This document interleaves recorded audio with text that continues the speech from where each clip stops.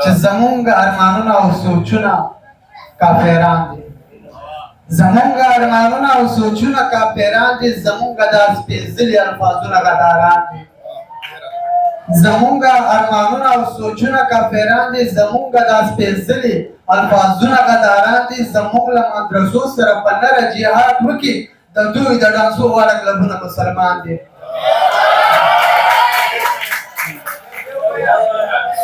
زمونږ ارمانونه او سوچونه کافران دي، زمونږ دا سپېڅلي الفاظونه غداران دي، زمونږ له مدرسو سره په نره جهاد وکړي د دوی د ډانسو واړه کلبونه مسلمان دي. اوس صدر صاحب په اجازه باندې یو غزل ده، ته خپله ووایه چې ما کله انکار کړی دی. شهزاد صاحب ته خپله ووایه چې ما کله انکار کړی دی، ستا په خبرو مې ړندو په شان اعتبار کړی دی. دا چې د امن تشدد نارې وهي لګیا دی، دا چې د امن تشدد نارې وهي لګیا دی، دغه سړي زما په وینو کاروبار کړی دی. دا چې د عدم تشدد نارې وهي لګیا دی، دغه سړي زما په وینو کاروبار کړی دی. دا په سرو وینو کې لتاړ پښتونخوا داسې نه وه، دا په سرو وینو کې لتاړ پښتونخوا داسې نه وه، چا د نظره ده یا چا ورته ازار کړی دی.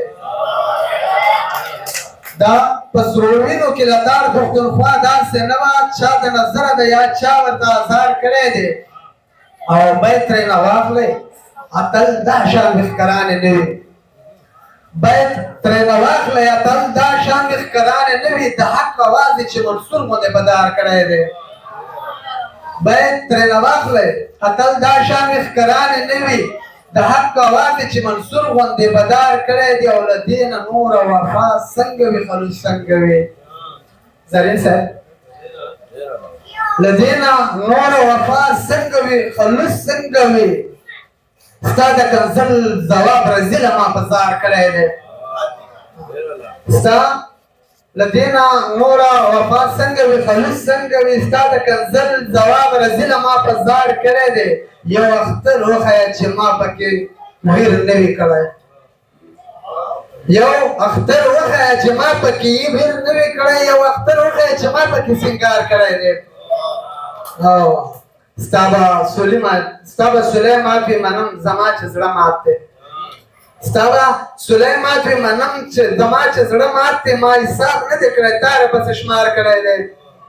او یا چې پښتون وطن ته خیر وي پکې، یا چې پښتون وطن ته خیر وي پکې، مونی به ما دغسې هر یو کار په ډار کړی دی.